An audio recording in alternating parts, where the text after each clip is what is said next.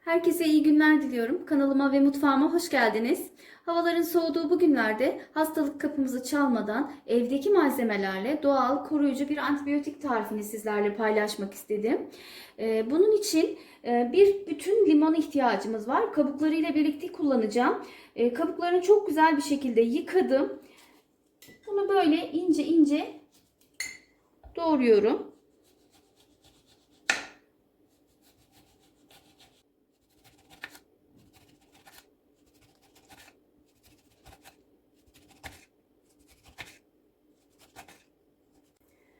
Şu şekilde 5-6 santim boylarında da yaş zencefil kullanacağım. Bunu böyle istediğimiz şekilde, istediğimiz boyutlarda doğrayacağım. Daha çok yüzeyini, balla buluşan yüzeyini arttırabilmek için de şöyle kibrit çöpü büyüklüğünde doğruyorum. Bunlar öz suyunu bala bırakarak etkin bir mücadele sağlayacaklar.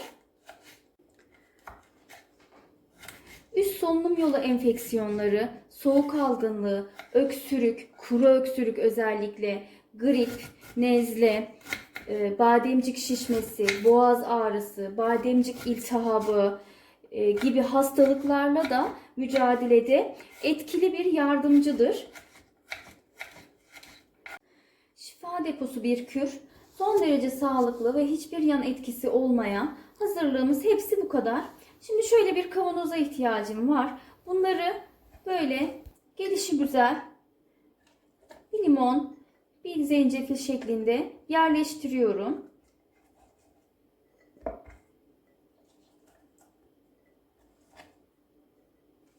Şimdi bu kürümüzü daha etkili hale getirebilmek için baharatlarımız var. Hepsinden yarım çay kaşığı kullanıyorum. Karabiber ekliyorum.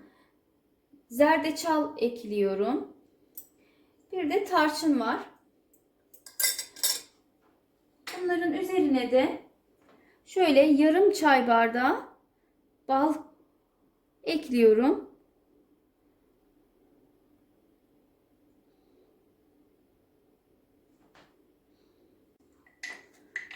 Şöyle karıştırarak kavanozu eğerek balın her yere nüfuz etmesini istiyorum. Hemen zaten limon ve zencefil öz suyunu salmaya başladı. Bunu buzdolabında muhafaza ediyoruz. 6 saat bekletiyoruz bu şekilde. Ondan sonra kullanmaya başlayabiliriz. Daha sonrasında yine buzdolabında saklamaya devam edeceğiz. Yetişkinler sabah akşam bir tatlı kaşığı kullanabilir. Çocuklarda ise bir çay kaşığı kullanım yeterli olacaktır. Hastalanmadan kullanıldığında koruyucu, hastalandıktan sonra da etkili bir yardımcıdır. Bir hafta ve 15 günlük kürler halinde uyguladığınızda daha çok fayda sağladığını göreceksiniz. Açıklama kısmına da detaylı bir şekilde yazacağım. Oraya da göz atabilirsiniz. Beni izlediğiniz için çok teşekkür ediyorum. Sağlıklı günler diliyorum. Hoşça kalın.